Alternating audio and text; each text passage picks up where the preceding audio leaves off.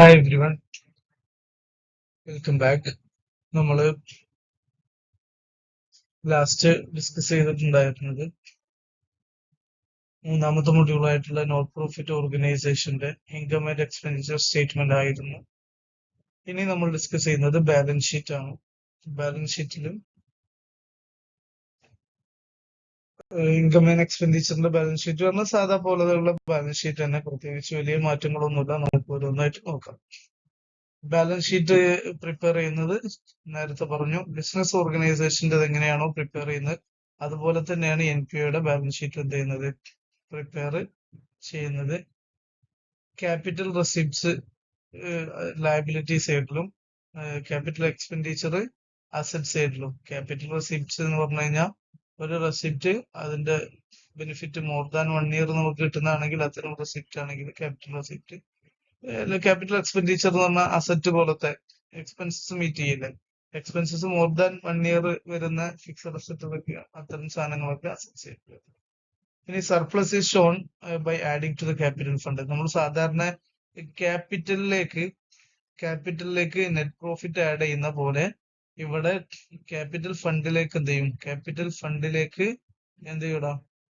ഫണ്ടിലേക്ക് നമ്മുടെ surplus amount വരുന്നത് എന്ത് ചെയ്യും, ആഡ് ചെയ്യും. ഡെഫിസിറ്റ് ആണെങ്കിലോ അത് നേരെ ഓപ്പോസിറ്റ്, റിഡക്ഷൻ ഫ്രം ക്യാപിറ്റൽ ഫണ്ടും ചെയ്യും എന്നുള്ളതാണ്. ബാലൻസ് ഷീറ്റ് സാധാ പോലെ തന്നെ ഫോർമാറ്റ് ജസ്റ്റ് ഒന്ന് മനസ്സിലാക്കി വെക്കാൻ വേണ്ടിയിട്ട് തന്നതാണ്. പ്രത്യേകിച്ച് അതിൽ എക്സ്ട്രാ ആയിട്ടൊന്നും പറയാനില്ല. എന്തെങ്കിലും ഫണ്ടുകൾ ഉണ്ടെങ്കിൽ അത്തരം ഫണ്ടുകളൊക്കെ എന്ത് ചെയ്യാം, അതിലേക്ക് ഇൻകംസ് ആഡ് ചെയ്യാൻ പറയുന്ന സാഹചര്യങ്ങളൊക്കെ ഉണ്ടാവാം. അതൊക്കെ നമുക്ക് നോക്കാം. ക്വസ്റ്റ്യൻ ഉണ്ട്, അത് മനസ്സിലാക്കാം. അത് തിയററ്റിക്കലി ഇങ്ങനെ പറഞ്ഞ് നേരം കൊണ്ട് ആ കാര്യം മനസ്സിലാക്കിയപ്പോൾ ഇതാണ് നമ്മൾ പറഞ്ഞത്. ക്യാപിറ്റൽ ഫണ്ടിലേക്ക് ചില റെസിപ്റ്റുകൾ ക്യാപിറ്റൽ ഫണ്ടിലേക്ക് ആഡ് ചെയ്യും, പിന്നെ സർപ്ലസ് ഉണ്ടെങ്കിൽ അതും ആഡ് ചെയ്യും. അങ്ങനെ ക്യാപിറ്റൽ ഫണ്ട് എത്തും. ഓക്കെ, ബാക്കിയൊക്കെ നോർമൽ കേസുകളാണ്. നമുക്ക് ഒരു ക്വസ്റ്റ്യൻ ഡിസ്കസ് ചെയ്യും. ഓക്കെ, ഇത് ക്യാപിറ്റൽ ഫണ്ട് കണ്ടെത്താനുള്ള ഒരു ക്വസ്റ്റ്യൻ ആണ്. Compute capital fund of Calicut social club preparing balance sheet കണ്ടിട്ട് ക്യാപിറ്റൽ ഫണ്ട്. നമ്മള് ഇൻകം ആൻഡ് എക്സ്പെൻഡിച്ചറിലൊക്കെ സ്റ്റേറ്റ്മെന്റ് ഓഫ് അഫേഴ്സ് കണ്ടതില് ക്യാപിറ്റൽ കാണൂലേ, അതേപോലെ ക്യാപിറ്റൽ ഫണ്ട് കണ്ടെത്താനുള്ള ഒരു ക്വസ്റ്റ്യൻ ആണ്.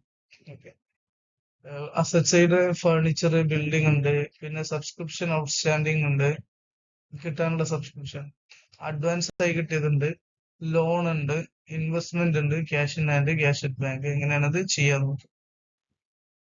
ഓക്കെ, അപ്പൊ നമ്മൾ തന്നിട്ടുള്ള ഓരോ ഐറ്റംസുകളും നമ്മളിവിടെ എന്ത് ചെയ്തു, അസറ്റ് സൈഡിലും ലയബിലിറ്റി സൈഡിലും ആയിട്ട് റെക്കോർഡ് ചെയ്തു. ദെൻ അസറ്റ് സൈഡിന്റെ ടോട്ടൽ 1,30,000 ആണ്, ലയബിലിറ്റിയിൽ 15,000 വന്നിട്ടുള്ളൂ. ബാലൻസ് 1,15,000 ക്യാപിറ്റൽ ഫണ്ട് ആണ്. ഇത് ചെറിയൊരു ക്വസ്റ്റ്യൻ ആണ്. നമ്മള് അത്ര ഡീറ്റെയിൽ ആയിട്ട് ക്യാപിറ്റൽ ഫണ്ട് എന്താന്ന് എങ്ങനെ ചെയ്യുന്നതെന്ന് മനസ്സിലാക്കാൻ വേണ്ടിയിട്ടുള്ള ഒരു ക്വസ്റ്റ്യൻ. നമ്മൾ ഇനി ചെറിയൊരു അഡ്ജസ്റ്റ്മെന്റിലേക്ക് പോകുന്നുണ്ട്. അഡ്ജസ്റ്റ്മെന്റ് എന്താന്ന് വെച്ച് കഴിഞ്ഞാല്, എങ്ങനെയാണ് ചില ക്വസ്റ്റ്യനിൽ ചില ഐറ്റംസുകൾക്ക് മെറ്റീരിയലിന്റെ കൺസംഷൻ കാണേണ്ടി വരും. മെറ്റീരിയൽ കൺസംഷൻ, ഇത് ഇൻകം ആൻഡ് എക്സ്പെൻഡിച്ചറിന്റെ ഭാഗമായിട്ട് വരുന്ന സാധനമാണ്. നമ്മൾ ഇനിയുള്ള ക്വസ്റ്റ്യൻസ് ബാലൻസ് ഷീറ്റും ഇൻകം ആൻഡ് എക്സ്പെൻഡിച്ചറും കൂടെ ഒന്നിച്ച് ഡിസ്കസ് ചെയ്യുന്ന ക്വസ്റ്റ്യൻസ് ആണ്. ഓക്കെ, അപ്പോ സ്പോർട്സ് മെറ്റീരിയൽ കൺസ്യൂംഡ് എന്ന് പറഞ്ഞിട്ട് എങ്ങനെയാണ് കാൽക്കുലേറ്റ് ചെയ്യുക എന്നുള്ളതാണ്. ഇതാണ് അതിന് ഇക്വേഷൻ. ജസ്റ്റ് ഒന്ന് മനസ്സിലാക്കി വെക്കുക. എന്റെ കയ്യിൽ ഈ വർഷം തുടങ്ങുന്ന സമയത്ത് ഒരു 100 രൂപയുടെ മെറ്റീരിയൽ ഉണ്ടായി. ഞാൻ പുതുതായിട്ട് എന്ത് ചെയ്തിട്ടുണ്ട്, ഒരു 1000 മെറ്റീരിയൽ എന്ത് ചെയ്തു, പുതുതായി വാങ്ങി. വർഷം ക്ലോസ് ചെയ്യുന്ന സമയത്ത് എന്റെ അടുത്ത് ഒരു 200 മെറ്റീരിയൽ ബാലൻസ്. അങ്ങനെയാണെങ്കിൽ ഞാൻ എത്ര മെറ്റീരിയൽ കൺസ്യൂം ചെയ്തു എന്നാണ് നോക്കുന്നത്. ഇത്രേ ഉള്ളൂ. തുടങ്ങിയപ്പോൾ ഉള്ളത് എന്തായാലും കൺസ്യൂം ചെയ്തിട്ടുണ്ടാവും, പുതിയത് വാങ്ങിയത് കൺസ്യൂം ചെയ്തു എന്നാണ് നമ്മൾ കരുതിയിരിക്കുന്നത്.